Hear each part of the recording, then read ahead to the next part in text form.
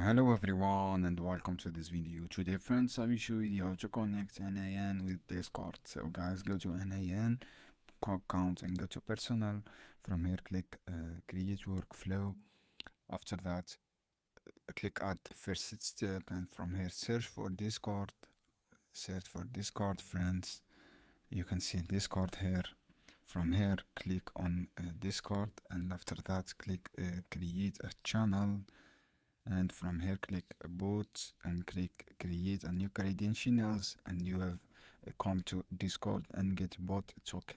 For example, you want to get bot token, click new, go to Discord developer and click application, click new application, and write name and click create.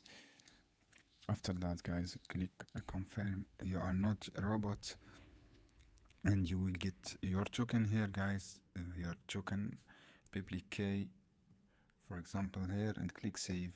This is how you can do guys. And for example, this is ID, copy your ID or your token and then click save. This is how you can do guys. I hope this video helpful for you. Then don't forget, give like and give share this video for more content.